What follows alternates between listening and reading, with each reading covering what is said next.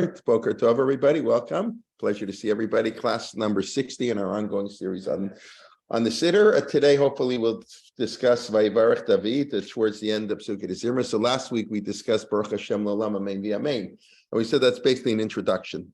Really, Psukei Zimra should have ended at Kol HaShema Tel Yahaliyah, which makes a lot of sense because Psukei Zimra are the Shirei David of Dechad, the songs of King David, and Tehillim, of course, even though he didn't write every one of the Tehillim, still the book of Tehillim is associated. He wrote many of them with David HaMelech, and as Tehillim, and so should Psukei Zimra.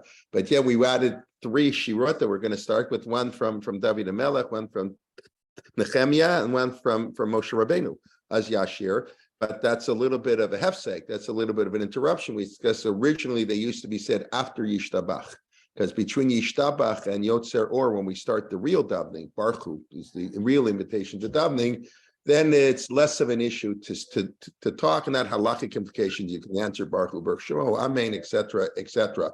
So they were originally there. Then they got transferred here. But so we sort of make the concluding bracha, Baruch Hashem L'olam Amen V'Amen. It's sort of a bracha, and we said we did. It's copied from Marv and went through the meaning and how the last books of Tehillim, the Psukim come. Tehillim is divided into 5 books, and that will start at Vayevarech David. But just before I do that, just to mention, of course, that's what happens if you don't prepare enough in advance of the parsha. So when I was in Shul last Shabbos.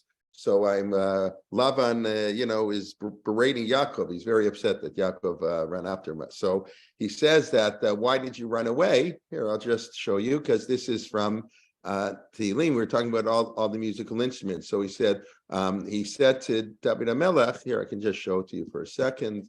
Not. He says, why did you run away? I mean, I always say Lavan is, he's not Lavan. He's the opposite of white. Where is it? I just missed the pasuk here. Oh, here it is. Why did you run away? But Tignovoti, you stole from me. Of course, that's the reverse of what happened. Below he got it to you didn't tell me. So here you have the betof that, of course, David HaMelech uses. Of course, these instruments get, interchanged, but it's just interesting. Lavan claims that he would have theoretically sent David HaMelech. He would have sent Yaakov Binu away with a whole band, he was like fit for a king. Of course, it's always easy to claim what you're going to do when you don't actually have to do it. Okay, let's start by Vayevarech David. So where does Vayevarech David come from, and why do we say it? Anybody want to suggest an answer, or that's what you want me to do? Okay, so Vayevarech David, again, we'll share this, I guess, now. Vayevarech David comes from, hold on, just I don't know what happened here. Okay, yeah. Vayevarech David comes from the end of Divrei Hayamim, which is, depending on how you look at it, perhaps the 24th, the last book of Tanakh. So here, let's just take a look. Let's take a look at Vayevarech David. So basically what we're going to say now, the 3 songs of David, of Nehemiah and Moshe are all psukim in the Chumash, just like it's called Pesukei, the Zimra, the verses of song. They come from 9, except for a few things here and there, it's all, of course, our biblical texts. So I'll go to the beginning. This is the last chapter in Divrei Hayamim Aleph, the first Divrei Hayamim. I don't think Divrei Hayamim is such a popular book, and but we did do it when we had our 24 and 8 series, and Menachem Leibtag actually gave a whole share in Divrei Hayamim. So this is the end of King David's life, and King David had one, like everybody, any normal human being has ambitions that they do not meet in their lifetime. Otherwise, they're not normal. Only the snake can have everything it wants, because the snake can crawl on the ground and get all its food, doesn't have to work. But a human being has to work and has to struggle. Yisrael means to struggle. This week's Parsha. And we never meet all our life streams. That's not possible as human beings. So Moshe Rabbeinu couldn't go to the land of Israel, and David HaMelech couldn't build the Beit HaMikdash. But David HaMelech, he gathers the people. He knows he's not going to build it. He knows his son, but he prepared, just like Moshe Rabbeinu prepared the Jewish people for entry to land, even though he wouldn't go in, right? Sometimes leaders couldn't care less. If they're not going to be the leader, they don't care. Some leaders want their successor to fail because it makes their leadership even better. You see, I was so needed, my successor can't do the job. But great leaders, of course, want their successors to be even more successful than they were. So that's Moshe Rabbeinu, of course, greatest of all leaders, and David HaMelech. So they're preparing the people, they're preparing the leadership for their next mission. So David HaMelech gathers the people. Vayemer David HaMelech l'chol kahal Shlomo b'ni achad bachar ba'olim. God has chosen my son Shlomo. It's not just me. You have to listen, right? This is a divine imperative that Shlomo will be the king, and Shlomo will build the Beit Hamikdash. And I've done the B'kol Kochi with all my strength. Achinoti lebeit Elohai. I used all my strength to prepare, to try. I was hoping to build the Beit Hamikdash. Hazahav, lezahav, gold, silver. We like beauty. We read the Parshat, what the Mishkan is supposed to look up, etc., etc. And he describes all what the collection and everything prepared, and all the gold and silver, etc.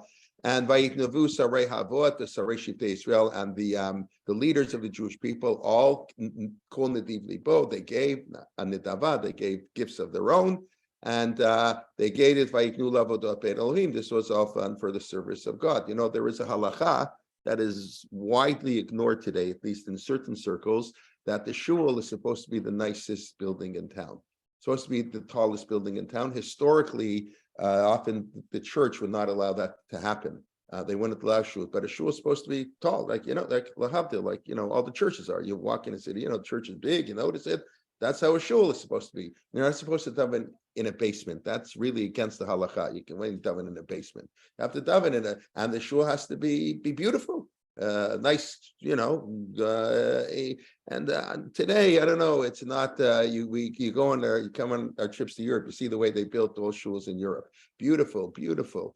In America, it's less common, although there are some exceptions, thank God. We sort of, the stabilization of America, the small shuls, people are happy daven in a storefront, a basement, wherever they daven. So that's not really the way it's supposed to be.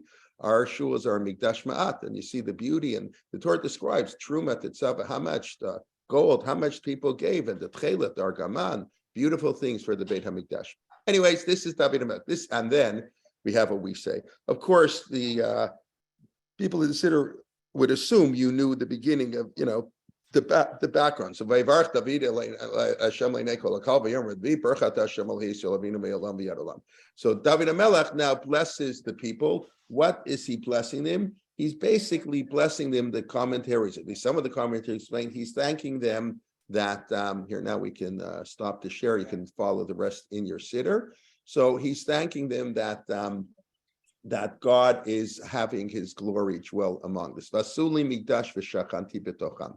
Make for me a temple and I'll dwell within it. Right, this is the pasuk in Parsha Truma. So what we thank God, that's a tremendous blessing to be in the presence of God, that God dwells among us. I think we mentioned on various occasions how Rav Soloveitchik would often discuss that the mitzvah of simcha, the mitzvah of joy, is to be in the presence of God. That's the ultimate joy. When you're in the presence of greatness, right? An artist who's in the presence of the great artist is in great joy. An athlete, lahavdil, who meets the greatest whatever. I just saw in the paper, I got here last night, I saw Aaron Judge in New York signed a $360 million contract. Halavai. If somebody would pay me $360 million to teach Torah, I would probably take the money, but don't think it's going to happen. They're not going to pay me 36 or 3.6 or 360,000. So that's the way it goes. But Baruch Hashem, so someone who's a big Yankee fan and he gets to meet Aaron Judge, whoa, he's so excited. He's so happy. It's true. That's whenever you meet somebody who you look up to, you're extremely happy. So obviously for Jews, the ultimate is to feel the presence of God. It's very hard. It's not so simple to feel the presence of God. The Beit HaMikdash is really the way we're supposed to do it. I mean, that's it. I mean, that's where it's most manifest, and that's why the mission describes the miracles that happened in the temple. 10 miracles in the temple. The temple was the place where God's presence is manifest. It's also manifest in the fact that Jewish people come together on our national holiday. So that's what we're thanking Vayevarech David. He's not going to get to build the Beit HaMikdash, but his son will, and he's thanking God for dwelling among us, for allowing us to build the Beit Hamikdash, and that's we have to be ready for the presence of God. That's why you have to prepare. You can't to go to the Beit Hamikdash. You can't just walk in, and there's a certain awe, and so Rav Soloveitchik would always like to describe the difference between a Beit Knesset and a Beit Hamikdash. Our Batei Knesiot, our shuls are known as a miniature temple, mikdashman, and the halachot. In other words, why is there mechitza in the shul? Because the mechitza in the shul, because in the Beit Hamikdash they put in a mechitza.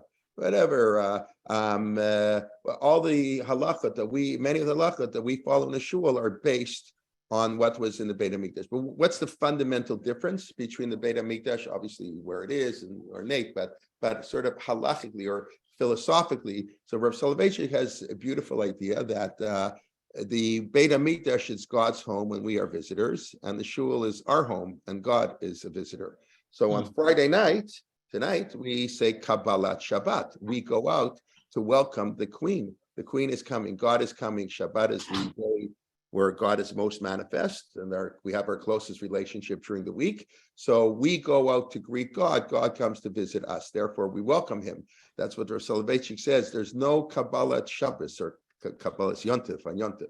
We don't say on Erev Sukkot, L'chuna Ranana or something like that. It's true, Kabbalas Shabbos only started in the 1500s. I understand that.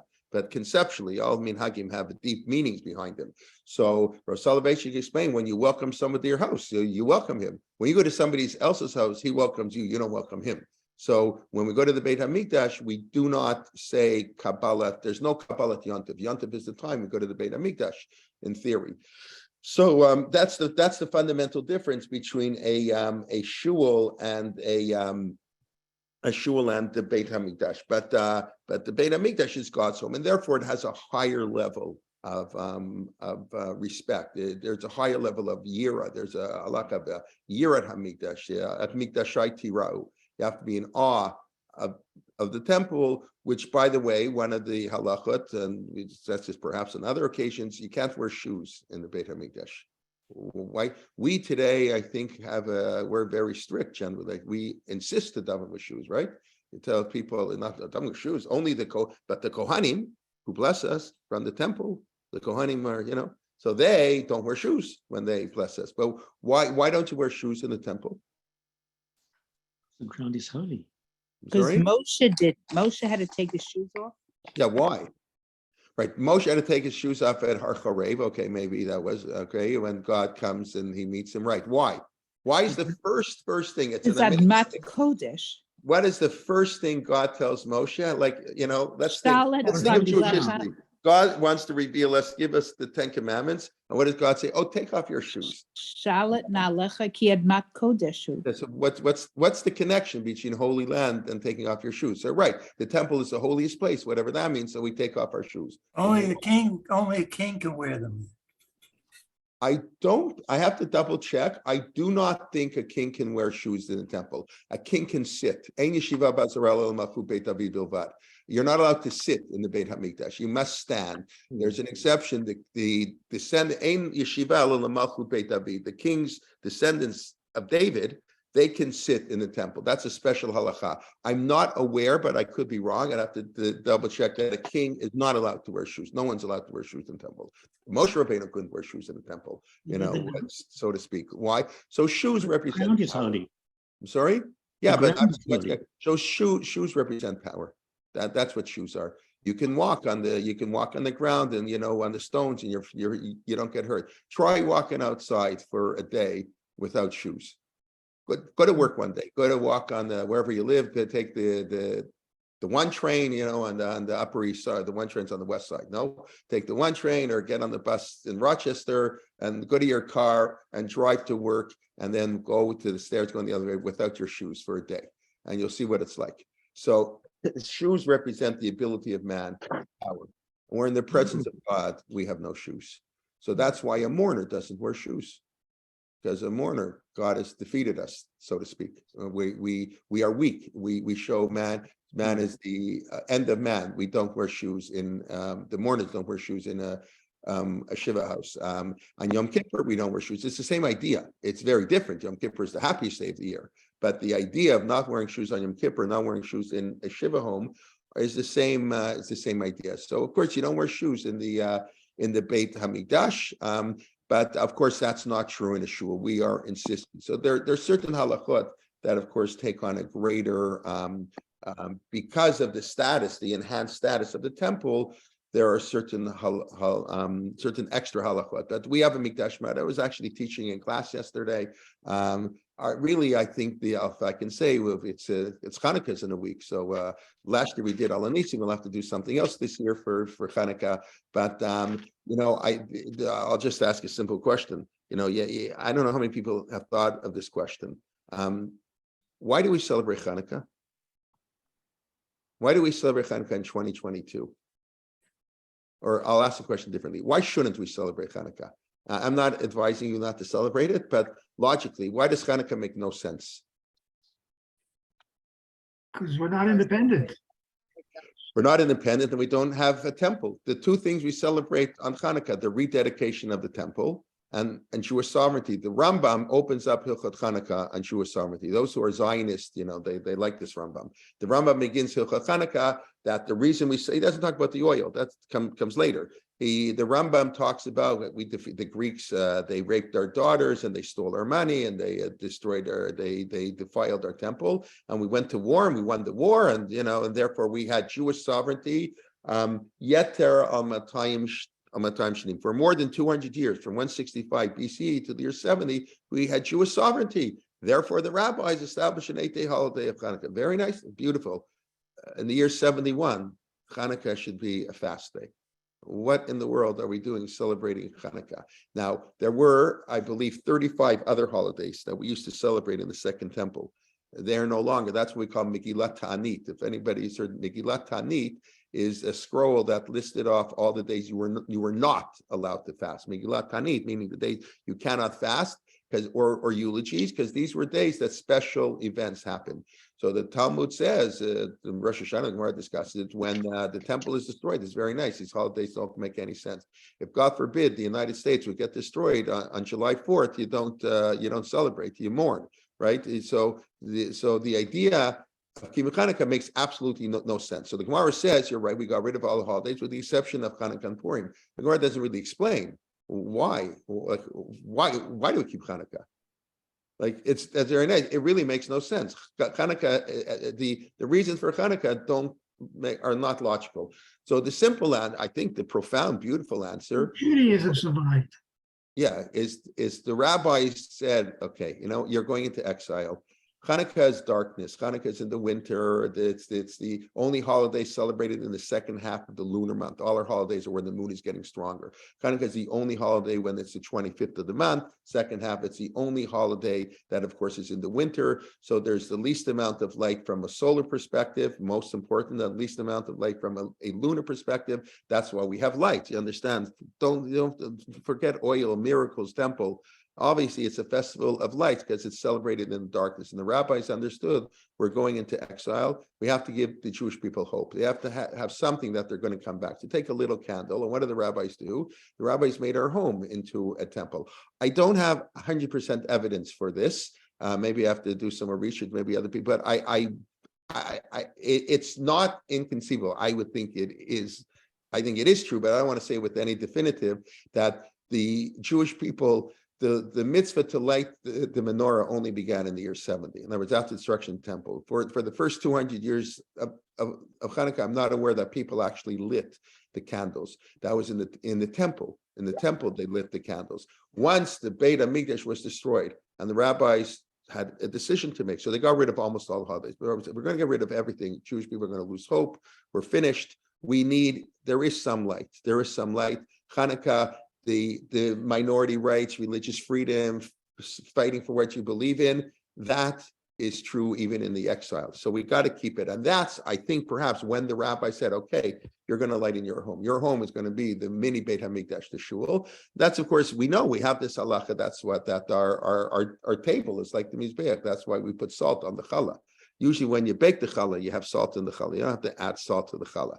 Because in the temple, every sacrifice had salt. That's why we wash our hands before we eat, because the Kohanim, before they ate truma, had to wash their hands. This is all temple rituals. That's why at Karpas, at the Pesach Seder, we wash our hands, because in the time of the temple, they used to wash their hands when they dipped any vegetable in water. Why we don't do that today is a halakhic question that doesn't necessarily have a clear answer, like lots of things that develop. Anyways, so the Beit HaMikdash that David HaMelech wanted to build and could not build, but he was thrilled that his son was going to build it, and he prepared the people, and he dedicated everything he has, and that's what Vayevarech David. And David, he blessed, beautiful, beautiful. We're going to have a beautiful temple. My son's going to write, and that's really the peak in Jewish history, the time of Shlomo HaMelech. We have a very strange halacha that you're not allowed to accept converts. In the time of Shlomo Melech, I don't know what this means exactly. I don't know how many people were coming to convert. Root is, of course, before this.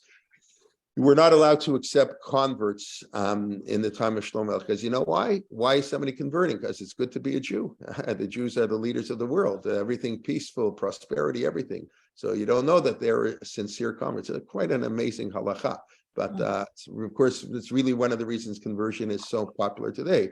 Then believe me, in the 1400s, nobody converted in the 15th century to Judaism in Spain. Like no one did that. 100,000 Jews converted to Christianity. That happened, but it didn't happen the other way. Today, Baruch Hashem, Jews are well accepted. We said it's don't quote me on this. Let's pretend it's not on tape. But intermarriage is good for Jews. It's terrible for Judaism. It's awful for Judaism. For Jews, intermarriage is good. The Goyim like us. So many Americans have Jewish relatives, including many presidents of the United States, and they're it's unbelievable. And that's I know it's almost heretical to say, but they're just okay. I said enough. You can. Excuse me, Rabbi Kelman, is there something I heard recently, actually from somebody who was converting, that before Moshiach or when Moshiach comes, there also will not be something like that? I don't know. I'm not aware. I'm not aware of any separate halakha. First of all, the simple answer: how do we know when the Mashiach is? Well, I guess maybe when he's here. I'm from the Dr. Norman Lamb school of thought that is very dangerous. Any messianic speculation at any time is extremely, extremely dangerous. And yes, when I go to shul and I daven Musaf once in a blue moon, so I say Avinu Shabbat Barecha Medinat Yisrael Reshit Smichat Gulatenu. Very nice, but it would be better to leave that out. But I really, maybe to clarify, I think it means maybe once he is revealed, whenever he does come. Like when the Mashiach comes, will people be allowed to convert? Oh, that's an interesting question. I have to look that up. Okay, please remind me, because I don't have a pen with me. I'll have to write that down to look it up. Will we accept converts in Yemot HaMashiach? Yeah. We don't know. I mean, the question is, why need to convert? I mean, that's what we always say. You don't need to convert. Well, somebody really wants to convert. Right, somebody really wants to convert. I don't even know if that's to say they have converts at the time of Shlomo Melech. It's a little bit anachronistic. Believe me, the halachot of conversion were not fully developed in the time of Shlomo HaMelech. Like I don't know if it's even true literally 100. Where I just said I don't know. I don't. We have almost nothing in rabbinic literature from the time of Shlomo Melech. I just find it hard to believe that the rabbis say, no, we will refuse converts. It means you have to suspect they're doing it you have to be a little more careful. I mean, they accepted Ruth with some difficulty. People didn't want to, they didn't want to accept her.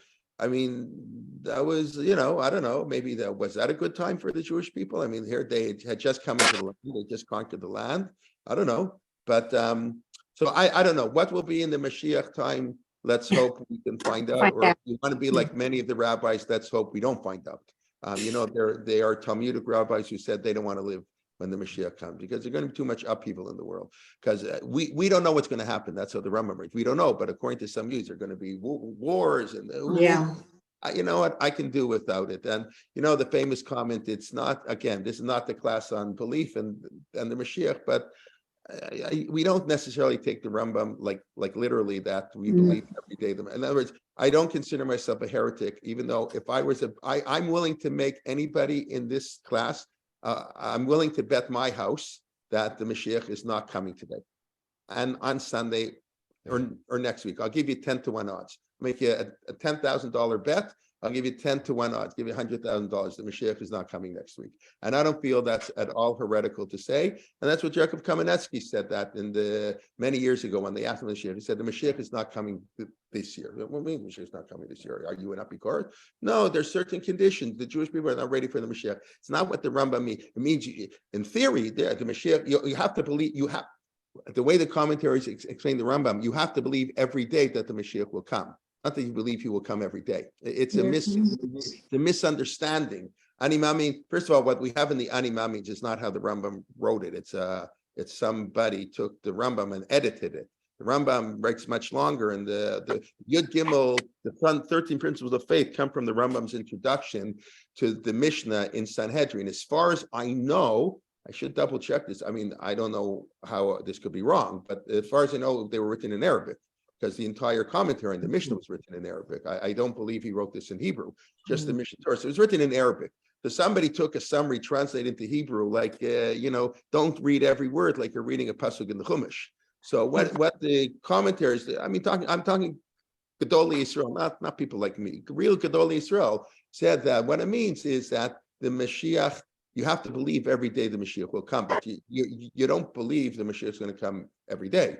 You don't believe today is the day the Mashiach is going to come, because he can't, because there are certain conditions. We need the Jewish people at peace. If when you tell me there's no sinat chinam in the Jewish people, then we can begin to discuss when the Mashiach is coming. Listen to the way some of our leaders talk. The Mashiach is not coming anytime soon. What can I tell you? I'm sorry to disappoint anybody. Yes. There's a whole discussion of this in Berman's book. I forgot his Joshua Berman. He discusses in this second half of his book. He discusses the 13 principles of belief. I assume you're talking about his book on biblical criticism, right? Joshua. Yeah, the one that. Yeah, so it's one of those books that I have in my bookshelf that I haven't read. He's interested. Yeah. So I'm not. I'm aware of the book and I know some of the things right, but I haven't read it, so I can't comment on it. It was a whole second book. Yeah. The whole. I did read Mark Shapiro's book, of course. That book I read on the 13 principles, the last word in Jewish theology, where he shows that people disagree with the Rambam. But what can I say? That's I don't know. But yes, we do believe in the Mashiach. Whether Gerim will come, I think let's just follow what the Rambam says. No one will know when he comes. We'll find out if someone wants to convert. And the Mashiach is here. We'll find out what happens. That's really what the Rambam says. Don't waste your time speculating. And the Rambam says it brings no. What are the words he uses? It's in the 1000th and last chapter in the Rambam, the end of Hilchot Melachim. That's how the Rambam ends. His entire Mishnah Torah ends with the future king, the Melech HaMashiach. And the Rambam says we have no idea how it's going to be, and we have no clear traditions. We were not given that, and that was on purpose. We don't want to be given them, and just do what's good. It doesn't bring us any chachma or yira. I think I have to double check if those are the two words that Rambam uses. Speculating on the Mashiach doesn't increase any wisdom, and it doesn't bring you closer to God. It's just a waste of time, basically. So don't waste your time. And when the Mashiach, I know it's a hard thing to say. People, we all know whenever there are great tragedies, the reason there's messianic fervor, the Holocaust, and of course the creation of the state of Israel. Obviously, that we've discussed before, that was a split in religious Zionism. Is the state of Israel, creation of the state of Israel, a sign of the Messianic time? So Rav Kook, of course, believed that very much. And that's the dominant view in Israel. But people like Rav Reines, who founded the Mizrahi, and Rabbi Soloveitchik, did not believe that. They believe Zionism they were big supporters of Zionism, but not in any Messianic terms. So whatever, that's a split. And today there seems to be no doubt that the Messianic wing of religious Zionism, and that of course impacts your political views and settlements and all that stuff. And it can be dangerous when you sort of have your belief system impacting on your political views. I don't know, it's not my style. But let's get back here, too much politics. Let's discuss Vayevarech David. So let's just say Vayevarech David at Hashem Einei Kol HaKal Vayomer David. Okay, so we explained the background, David is blessing. Baruch atah Hashem Elohei Yisrael Avinu me'olam v'yad olam. So let's start with the simple one since it's last week's parsha. Baruch atah Hashem, it sounds like a blessing, a real blessing, but it doesn't, Elohei, he doesn't say Eloheinu melech haolam, it's Baruch Hashem, it says Elohei Yisrael Avinu. Blessed is the God of Israel, our father. What happened to the God of Abraham? When I daven Shemon Esrei, I say Elohei Abraham, Elohei Yitzchak, Elohei Yisrael. So why does David HaMelech only say Baruch Hashem Elohei Yisrael Avinu?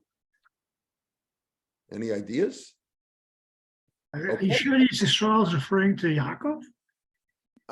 Well, it says Elohei Yisrael Avinu. Had he just said Elohei Yisrael, I could have said it's referring to the nation of Israel. When we say Yisrael Avinu, it sounds pretty much like it's Yaakov. And all the commentaries that I saw, every one of them assumes it's Yaakov. Elohei Yisrael. Yisrael, because I think, excuse me for interrupting you. I think Israel is the start of the nation. So you're on the right track. It's basically from Shul. I had planned to teach this last week. He was I'm one sorry? to build a bayit for Hashem. Yaakov was Excellent. So I was hoping I would get to this last week. I never get to where I hope to get to.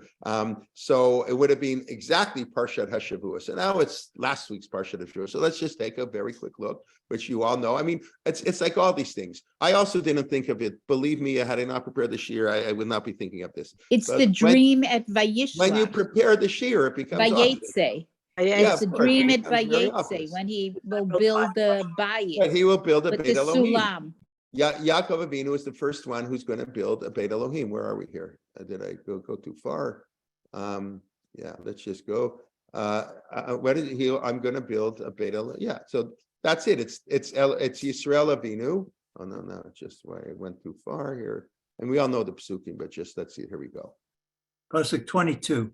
Pasuk 22. Thank you very much. So the Torah says, "Vavenazot yeh Beit Elohim." So this is the beginning of the Beit HaMikdash. That's the second thing the commentaries point out. It's Yaakov Avinu made a neder, made a promise to give, to dedicate his monetary possessions to God. That's exactly what David HaMelech is doing right now. He's gathering all the gold and the silver, and they're dedicating to Beit HaMikdash. So David HaMelech is the first one to say, I will build a place for God and I will dedicate my money to God. By the way, this pasuk, Aser Asrenu Lach, is the source that most halakhic authorities quote this idea that a Jew has to give Maser Ksafim. Maser Ksafim, either 10%, maybe 20%, somewhere between 10 and 20% the Jew is supposed to give.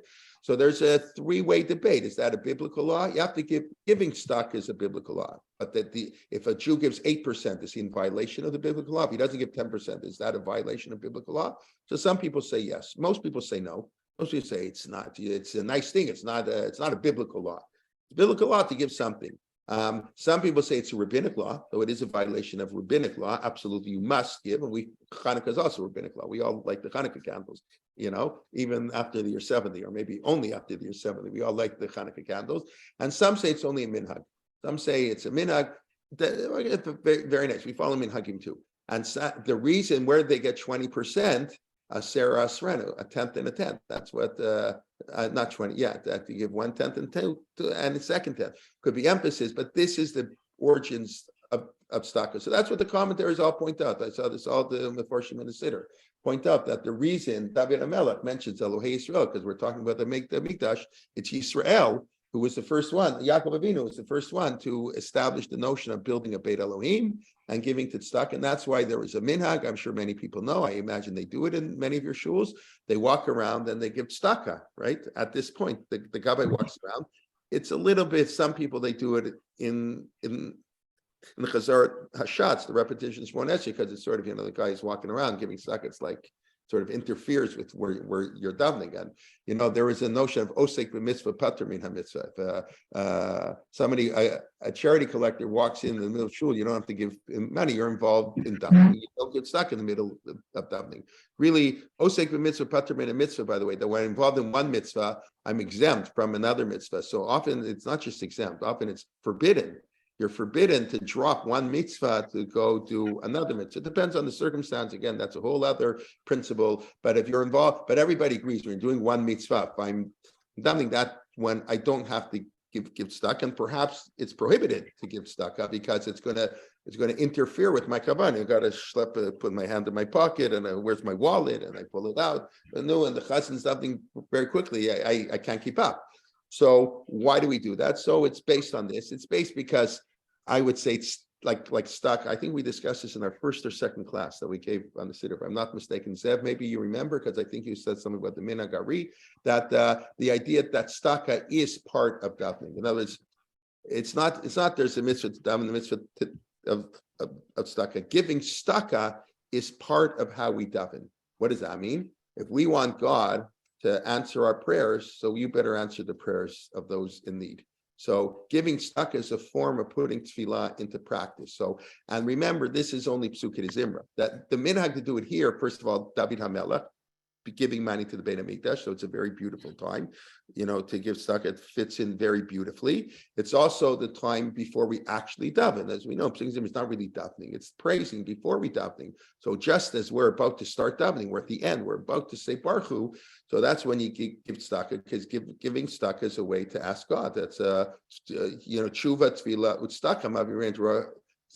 That's one mitzvah. Like we view it as 3 mitzvah, but you can do tefillah. So when we stand on Yom Kippur and we pledge, okay, Yom Kippur you can't give actual tzedakah, but they have an appeal, whatever. You pledge to give tzedakah, give tzedakah in a seret yemei tshuva erev Yom Kippur. When you're saying at mincha al chet and it's Yom Kippur, so you're doing tshuva, you're doing tefillah and tzedakah at the same time. It's all one mitzvah. They all blend in together. That's why I don't know, do people follow this minhag? They have in your shul, they walk around to give like tzedakah at Shachrit? My Siddur says in small print, Arizal had the custom of putting aside Gimel Prutot at this point where it says Vatam Moshe Bakol. Right. Zev, I thought you had mentioned that, right? The first class. You don't remember about the Arizal, because if I remember, I have to now check. Shaul Stamper. Does anybody know who Shaul Stamper is? I've never met him, but his writings are amazing. He's a professor. I think he grew up in the Midwest somewhere. I believe his father was a rabbi. He moved to Israel many years. I don't know how old he is now. He was not young. He was a professor at Hebrew University. So he wrote the book on Lithuanian yeshivot, on mainly on Volozhin, but also on Slobodka, and tells, I think, fascinating book, what the yeshiva was like, really, really fascinating. And then he wrote another book. So that's a book on the elite, the yeshiva students, the 1 in 1,000 or 1 in 10,000 who went to yeshiva. Then he wrote another book among his writings, Community, I forget what it's called, but it's about how did the average person live. We tell Jewish history, you think every guy was nushas. I mean, that was not, but we're way more knowledgeable than the typical Jew in Europe. Everybody here, the typical Jew in Europe was quite ignorant. Always throughout history, very few people got it. They knew an observant life, they knew basics, but they didn't. Who learned Gemara? The idea that Gemara, 3 to 5% of people ever learn Gemara. We're way more educated than your average Jew of the time. So this is how did the typical Jew live? It was very hard to make a living. People went to work at 14. Nobody stayed in school till 28. Nobody got to get a PhD. They went to work and they became training as a blacksmith at 12, and they were poor and they had to work. It wasn't the life we miss. So people were not learning. So he writes about the life. So he has a whole article on the Pushka. A scholarly article on the Pushka. And I think he discusses there, people used to give whatever it was, let's say a nickel to I don't know whatever the amount is. And he said the reason they picked that amount is because the minimum amount, there's a certain minimum you have to give into tzedakah. And if you give that and you add it up over the year, the poor person, they would be fulfilling at least the minimum. I have to reread the article, but it's a very interesting article. But that was the minhag. I think they only did it on Mondays and Thursdays, if I'm not mistaken. That was the minhag in some shuls. People didn't have money, they couldn't afford to give money. Remember, if you're sort of asked to give and you don't give, that's worse than not being asked. That's why we don't invite people to a bris, even though we invite them to a wedding. I've never understood that one, but okay.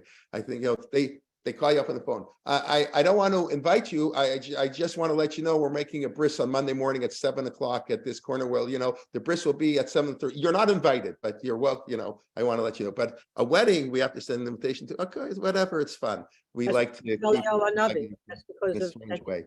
Eliyahu Hanavi comes to the bris, and if you're invited, How can you not go and see? Right. So just a wedding, of course, because it's not so practical. You have to know who's coming to the wedding. We don't really follow this halakha. There's a good reason. In other words, you're not supposed to turn it down. Okay, you live 500 miles away. Whatever is not.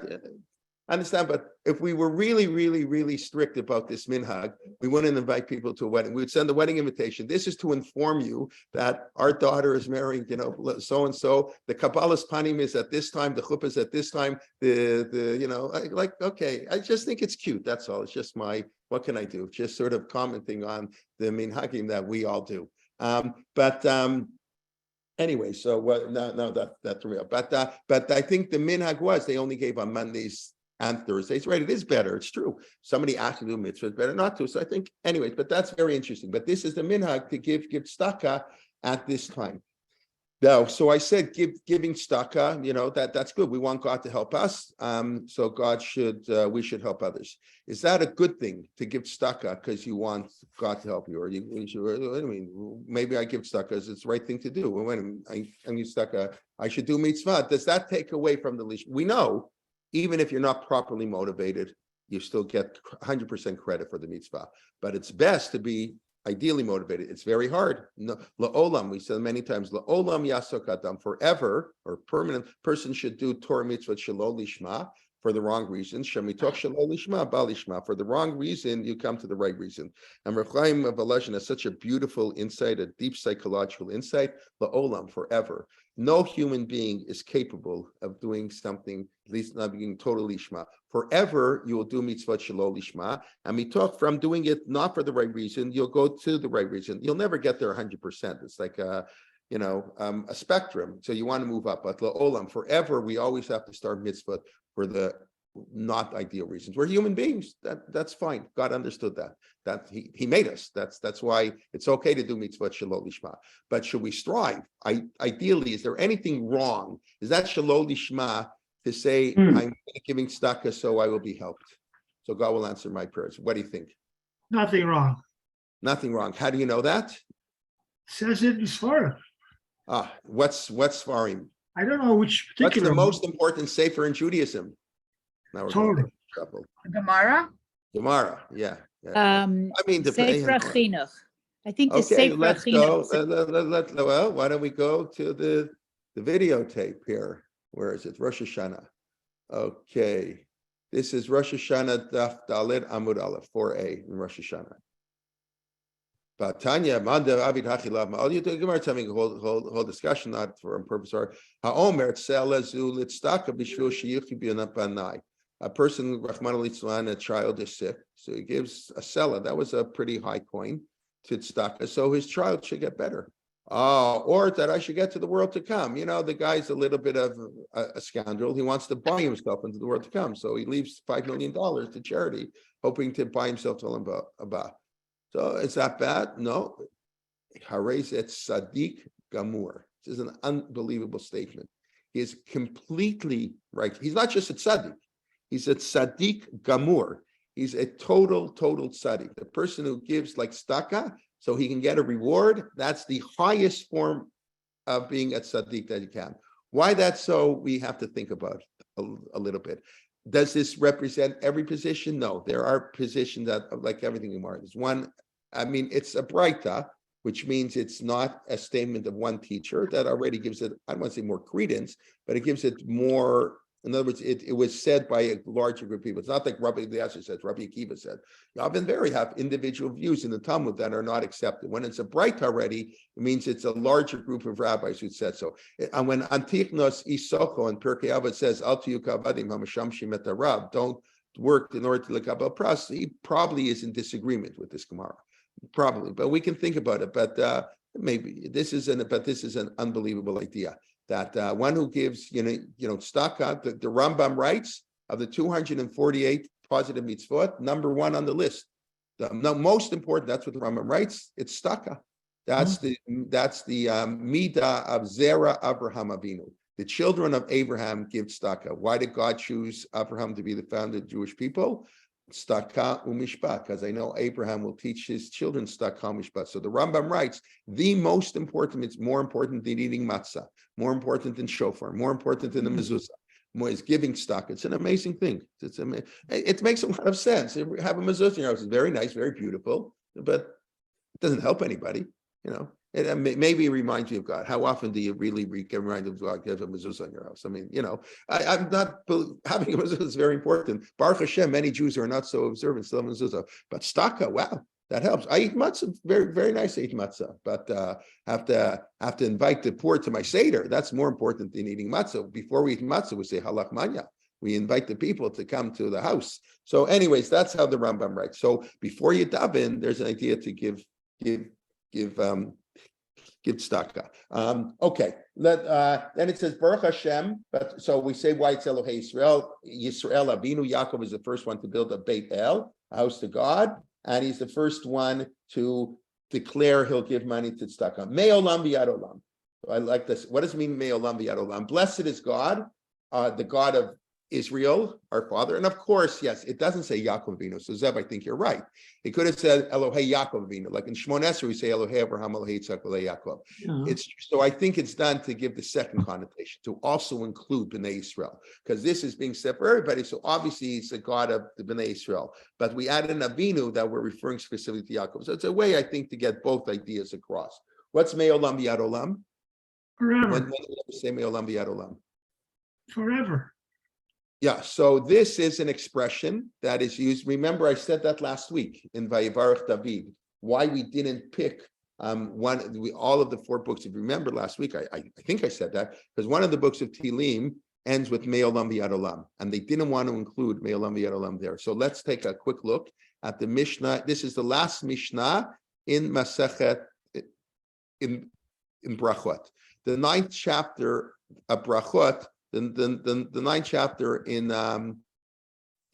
Masechet Brachot deals with the extra brachot, thunder, lightning. I think I mentioned this last week. Maybe I don't know if right. I didn't show this last week. I don't believe. Right? Did I? I don't think so. You'll let me know if I did. If I did, it's review. But I don't think we did this. So I'm sorry. I did mention it, but I didn't show it, or did I show it? I forget sometimes. You know. Okay.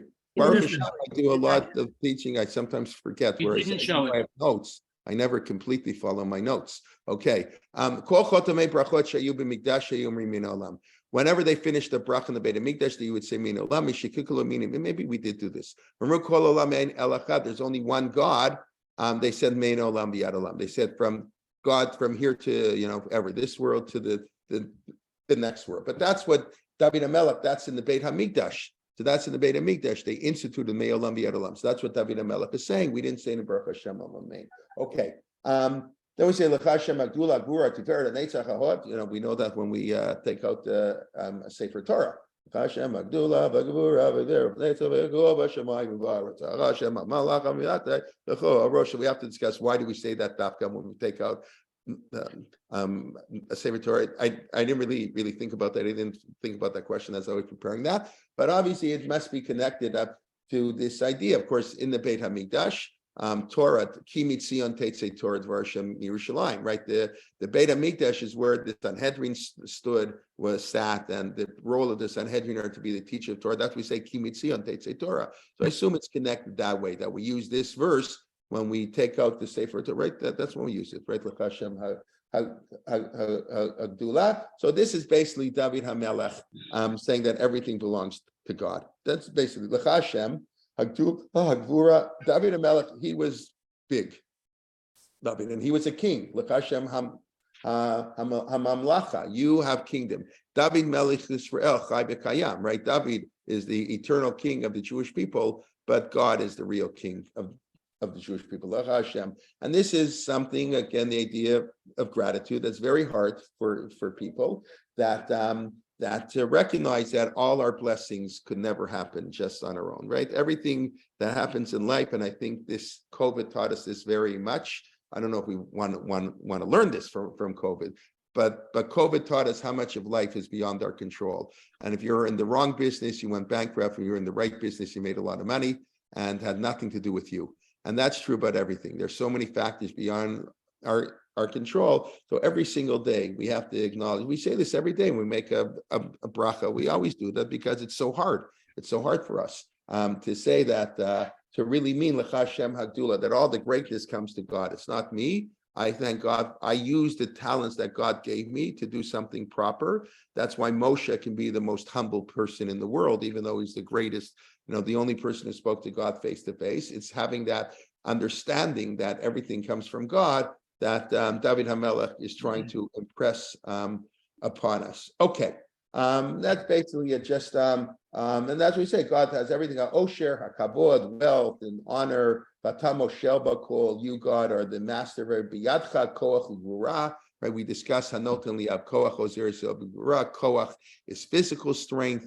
Gvura is spiritual strength. Ezu Agibor Hakovesha Titro, one who controls his inclination. So Koach and Gvura. Koach, note the tired one needs Koach. God has physical and the spiritual. Biyadcha legadel, and God has the ability to raise us. Ulechazek lakol. It's a very sort of I want to call it a humbling statement. It's a very much this idea that everything belongs to God. I don't know how often we think about it as we say it, or when we run through in the Batash, Eloheinu modim anachnu lech, and therefore God, we bow down to you, acknowledge you, we praise you, umehalalim l'shem tifartecha, and we sing praises to your glorified name, Tiferet. Tiferet, lechavod elu Tiferet, right? But the big day Kohanim that Aaron wore were lechavod elu Tiferet. Tiferet is beauty. I mean, there's Hod Neitzach again. I don't know. The Malbim is the most famous for trying to, when there are synonyms in the Torah, what's the difference between Sasun and Simcha? All these things, and sometimes it's very hard to know. But often there are nuanced differences. Like what's the difference between Hod and Tiferet and whatever. But for now, we'll just do it as emphasis. Maybe sometime we can talk about what some of the specific meanings. I mean, in the Talmud, there's a specific meaning of pe'er for tefillin, actually. It's a funny thing. I mean, obviously, that's not the basic meaning, but the Gemara equates pe'er, beauty, with tefillin. Having tefillin on your head, I guess the only place to the man, but or whatever, I don't know, for Rashi's daughters, I don't know. But the Tiferet, that's one sort of rabbinic add-on. Okay, then I'll just introduce the next piece that we'll pick up on, please God, next week. Then we start, very interesting. How I'm at my sister-in-law's house. So she gave me a Nusach Sfard Siddur, and I just noticed it, I think, for the first time. I mean, I was about to talk about it, but I didn't know it's in the Siddur. Where does the next part of your Siddur start? Levadecha, right? So I'm sorry? Horace Marbis. No, we're not up to the Charon and White Breach. We finish Melalim L'Shem Tipartecha. That's the end of Divrei Hayamim. That's the end of Tahu Hashem. But that's only in Nusach Sfard. Nusach Ashkenaz Siddur. So let me just show you very quickly, and we're going to see. You don't even notice it. Like if you wouldn't know, we're going to switch without even noticing it from Divrei Hayamim, David HaMelech to Nehemiah. So I'm just going to show you the passage where we start, and then we'll stop, and then we'll pick up on this next week. So just let me share here my screen, and we'll go to the book of Nehemiah, Ezra and Nehemiah. By the way, Ezra and Nehemiah are only one book, right? You know the joke. No, I'll tell you. Ezra and Nehemiah are considered one of the 24 books in Tanakh. It's not two books. I think. I'm pretty sure. So here it is. Atahu Atasita. Here. So this is where my Siddur. I daven Nusach Ashkenaz. So this is where I start. This is 9th chapter in Nehemiah. Ata Hashem levadecha atasita et hashamayim eshmei shemaim chotzvam b'paretz asher alev v'chol tamechayei kulam yishtachmim ata Hashem asher b'charta b'Avram. We all know this. It's Tzitzim Merkasim Atzat L'Vnecha. Notice how the Charonim Mohabrit is the middle of the verse, even though normally the Chazan says Ata Hashem Elokim asher b'charta b'Avram v'tzitzim me'or kastim. Right? That's the end of the pasuk, and he continues, and he stops. Right? That's how the Chazan normally davens. And then he said, it's very strange, right? We spoke about that a little. We have to pick up the way we do not follow this idea that you're not supposed to say half a pasuk. Then we say the Charadi Mohabrit, etc. This also continues in the Nehemiah until and then it continues. Then we say by Yosha. So this is the second of the three shirot. We did David HaMelech, Vayevarech David. Now we're doing Nehemiah. So many people quoted me not Atawa, you quoted me from here. You quoted me, I quoted from here. This is where I start. You quoted me from here. Correct? Isn't that what you quoted me? That's what it says in the Nusach. I'm looking at an art scroll, Nusach Smart Siddur right now. That's what it says. So now, why the Ashkenazim don't do this, we very well understand, because this is the middle of a pasuk. This is we don't start things in the middle of a pasuk. So Nusach Ashkenaz begins at verse 6. Why does Nusach Sfard begin at the middle of verse 5? So because it fits in very beautifully with what we just finished saying. God, you have all the strength, and we praise your God. Vayevarech Shem Kvodecha. We just said Shem Tilatecha, so now we're going to bless Shem Kvodecha. So it fits in very beautifully. So we sort of ignore the fact that it's in the middle of a pasuk. We'll pick up maybe why next week a little bit more. We'll discuss that idea. But this is where, if you look in the Siddur, you don't even really notice the switch. But it's really, that's what I said. There are three distinct shirot: Shirei David, Shirei Nehemiah, and Shirei Moshe of Az Yashir.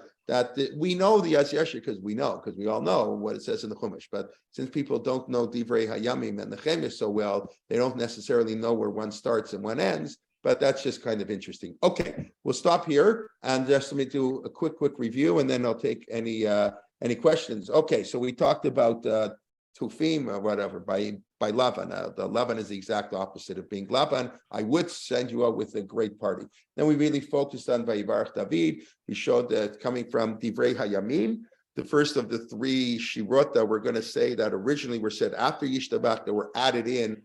We laud and praise God so much. It's not enough with Tehillim. We need more. We need to add more Tehillim. So and then they got put in before Yishtabach. Got the introduction. Baruch Hashem L'Olam. This is the end of David's life. He's gathering everything for the Beit Hamikdash, and as a great leader, he knows he's not going to lead the people, but he wants Shlomo to be more successful. He was, and that's not shocking because that's his son.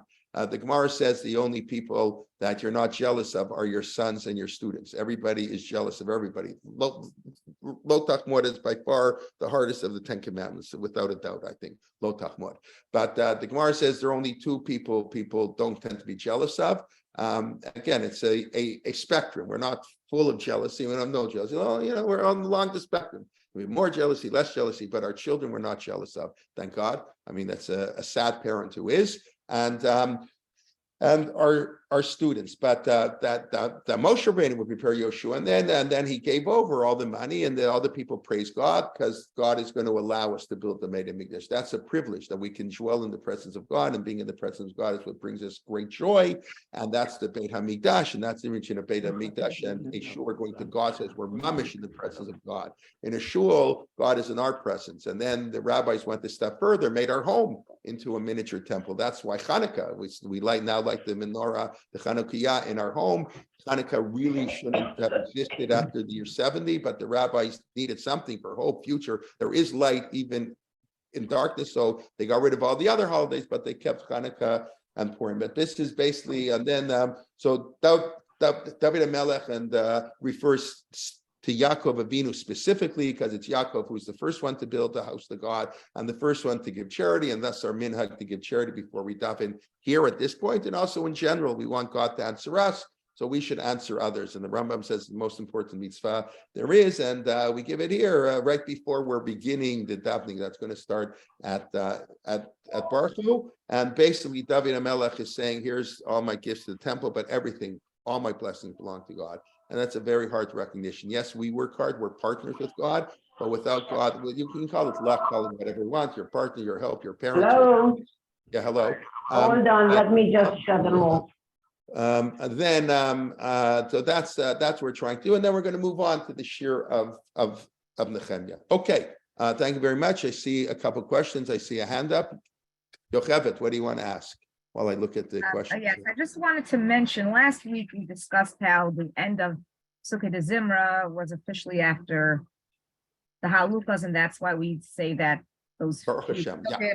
Right, okay. And then the question is, where does Vayevarech David and Oziash and Yishtabach fit in? Like, can we be mafsik between Right. that and Baruch Hu? And we do put the Kaddish in. So I'm remembering, I heard the Rav in a shir. I forgot the context exactly, but he parenthetically mentioned that according to the Lumdus of Rav Chaim, when we say Shir Amalos during Aseret Yemei Tshuva, we really shouldn't be saying it there. It's really, it should be said. Rav Schachter changed it, yes. So the Gemara says if you want to join the Israeli army, I don't want to get into it because I don't want to talk any politics. We're talking halacha. So the Gemara in Sota says, because the Gemara there is discussing who doesn't, you get married, who doesn't go to war. So who's afraid, right? Who's afraid? So that's a debate. If you're afraid, afraid you'll get killed. People don't like blood. They're afraid of war. Okay. Or you're afraid because you're not so religious and God is the commander in chief, right? Everything comes from him. God is the commander in chief of the army. We're fighting for him. So no, God doesn't want soldiers who don't obey his commands, who don't give staka, don't have a mezuzah, don't keep kosher. So the Gemara gives examples of what type of sin a person does that he's not religious enough to be in the army. It's almost, I don't know what this Gemara means because we can't have anybody in the army. So the Gemara has hasach bein tefillin shel yad tefillin shel rosh. Okay, that's not so hard. People who don't talk between the hand tefillin and the head tefillin. And then it's people who don't talk between yishtabach and baruch Hu. That somebody who's not, in other words, why they're saying it, because that's the time you're technically are allowed to speak.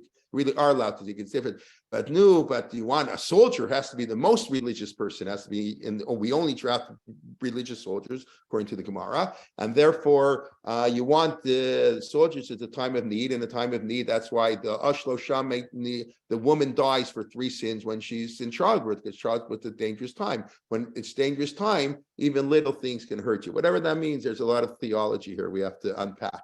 But so therefore, if you talk between Yotzer Or and I'm thinking around, remember the exact expression there in Sota. So that's why I think some people say don't say Shir Hamala. But I don't have to tell you the accepted practice is we all say it.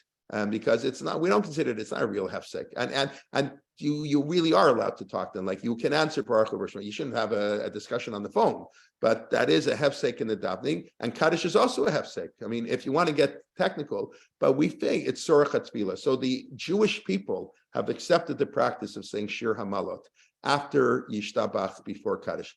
Rabbi Soloveitchik, like all great people, they do their own thing. They're people of their own. I taught you last week, I think, by Shvarim, you didn't both be Shvarim. Very often, Rabbi Soloveitchik would give a whole shir explaining why we do something, and then he would tell the people here, don't do this. It's not for you. We crazy briskers. I mean, he didn't say that exactly, but we have our own ways of doing things. It's not for normal people. Not in Maimonides, maybe he would do it, but even there, I don't think he did all the practices. So I believe Rav Schachter and YU changed it. They say Shir Hamalos here when they say Vayevarech David. What I don't understand is this is also a hefsek, but in other words, this is more of a hefsek. In other words, if you look in the commentaries, this hefsek here is a greater hefsek. So what happened? So like things change. So I'm assuming since we've been saying this for hundreds of years, we haven't considered this a hefsek, so we'll say another thing here, but don't add a second hefsek. In other words, don't be mafsik before Yishtabach and after Yishtabach. That's, I assume, where it's coming from. Does that make any sense? Yeah, he said it almost in like a joking manner. Like he said, by the way, really, this. Yeah, I imagine in the Russ meeting of Maimonides, they did it like everybody else. Yeah, I don't think he changed the name. As far as I know, the Rav Soloveitchik meeting, they did Shir Malach, where we all do Shir Malach. After Yishtabach, that's where we all do Shir Malach. Where does Rav Schachter say it exactly? I'm just curious. I remember Rav Schachter telling me once that somebody had told me this, that he had switched, and I was actually talking to him once, and I just asked him, I don't know, it was a number of years ago, like over 10 years ago, at least more. And I said to him, I heard you switch it. I find it interesting. I just asked him. He said, yeah, it's in a hefsek. So they say Shir Malach. I don't know exactly when, but I assume right after Az Yashir, before Yishtabach. I assume that's where they put it in, but I don't know exactly. Okay, let me just take a look on the chat box. Okay, Vayevarech David. Sorry, I didn't see that. I went to Jewish schools and studied in Israel. Okay, good. All these rules that forbid an individual family in the privacy of their home to perform the rituals that are no longer performed post-destruction temple. Are the rules that were in our home we're not allowed to do? we're not allowed to recreate the Shem and Hamishcha, the special oils. We're not allowed to offer sacrifices. But are there things rituals that they did that I'm not aware of any? I'm not sure I fully follow. But yes, there are things we're not allowed to. We're not allowed to replicate the Shem and Hamishcha. I don't know. Isn't there some place in Yerushalayim where they're building all the kelim for the Beit Hamikdash, or so I don't know exactly what they're doing there, but they're getting the tchel. That's why it's tchelet. They have to find a paraduma. I assume those things are allowed. I'm not aware of anything like that. Somebody wrote to me privately that they were at the Rebbe's kever. I assume the Rebbe is the Lubavitch's Menachem Mendel Schneerson. I assume that's what they mean. And they noted that some men removed their shoes. That's a very bad message. Okay, they want to know what the message is there. Based on what we said, that when you're in the presence of God, you remove your shoes, but it wouldn't surprise me. Unfortunately, there's some nutcases. There's some wonderful people who are followers of the whatever. I don't want to go there, but that's why I sent this a private message. But yeah, that's not. Oh boy. Okay, there were other reasons for celebration of holiday. There were for the winter solstice. Absolutely, Morris, welcome back. Thank you. Correct. The Gemara goes back to Adam. Yes, I don't know if I've ever discussed that Gemara. If I haven't, I can discuss it in 2 weeks on Hanukkah. The Gemara in Avodah Zarah that seems to talk about Hanukkah without mentioning, Hanukkah that has nothing that predates. It's from Adam, actually. Correct. Obviously, like every holiday, there are layers of meaning. In other words, the point is, light, forget the oil. There's a reason in the middle of the winter you're going to have a festival of lights. And obviously Christianity took it from, it's not a coincidence that Christmas is December 25th and Hanukkah is on the 25th of Kislev. And they like candles outside, they like lights outside in the Christmas tree because Persume Nisa, you're supposed to let them know outside. That's obviously not a coincidence.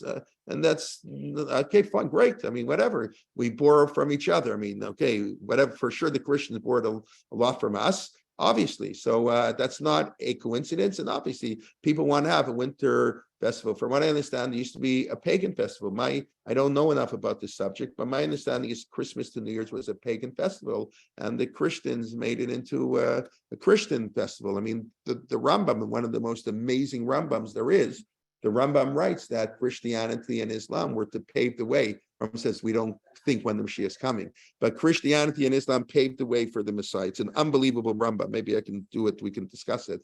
The Rambam, he paved it. They paved the way from paganism to Judaism. They're a huge improvement of the Christians and the Muslim, and they talk about the Messiah all the time, especially the Christians. So they kept the Messiah alive in Jewish consciousness that we should think of Mashiach. That was censored out of the earlier versions of the Rambam, but it's been put back. It's an amazing idea. Okay, we give stuck specifically at Bechol. Yes, very good. Why do we stand? Yeah. I don't know exactly. When do we stand? We stand probably because whenever we praise God, we stand. We stand Baruch Shamar. Why do we sit for Ashrei Shvitecha? It's a good question. I don't know exactly yet. I mean, we can sit for Shema. That's Balach B'derech B'shitecha B'beitecha. We have to Amidah. Of course, we have to stand. So it's probably, of course, a minhag. I don't think mamish have to stand. Like it's not like But I look into it more. Just probably the Tishbachot. Okay, thank you very much. Now I know who asked me the question right at the beginning. I'm sorry, I forget that. I said I was going to look up for next week. I'm sorry, I forgot the question towards the beginning of the shit. Does anybody remember? Somebody asked me. I said I have to look that up for next week. Maybe about shoes, something about taking off shoes, but I don't. Oh, converts. Will there be converts in the Messianic era? Okay, thank you very much. Just asking the question and it reminded me. So I want to thank you for all that. Okay, everybody. This Sunday, Beni Gesundheit, 10 a.m. Before Rabbi Liebtag Shir will be kicking off our Hanukkah programming. If you haven't registered, we have a number of shiurim, but this is the first one. Rabbi Liebtag will still be on the Ger this week. Next week, he'll start on Hanukkah. But this week, Malko Simkowitz will be talking later on the week. I sent out the schedule to everybody. So please, this Sunday, we have two shiurim back-to-back. 10 o'clock, Beni Gesundheit, 11:15, Rabbi Liebtag. Of course, they are good friends and neighbors in Alon Shvut, so it's also nice to do it that way. Okay, want to wish everybody a wonderful Shabbat. Everybody be well. Thank you very much, and invite a friend, and we hope to see you soon. Thank you. Bye-bye. Thank you. Shabbat shalom. Shabbos. Shabbat shalom. Shabbat shalom. Shabbat shalom. Thank you. Thank you. Thank you. Good Shabbos. Thank you, Rabbi. Have a good Shabbos, Shabbos. thank you. How are you doing? Good, thank God. It's beautiful paradise in Florida. Ah, Sunny- okay, sunny and- okay. Sunny and Okay. good. It's a good Well, Shabbos. I'll tell you a cute thing. On the day before winter vacation in Shat, the Friday, when a lot of kids don't come to school, they're away already, they're gone away. So that Right. day is known as Florida is overrated day. That's what they call it in school. Florida is overrated day. So they want kids to come to school. But they have to say that because it probably is underrated. So, they have to tell the kids it's overrated. Okay. Have a good Shabbos, everybody. Thank you. Shabbos. Thank you. Nice to see you, Mr. Zucker. Yes, thank you. Mutually, of course. Nice to be Thank here. you. And thank you for your message. I'm sorry it's busy, but thank you very much. All the best. Yes.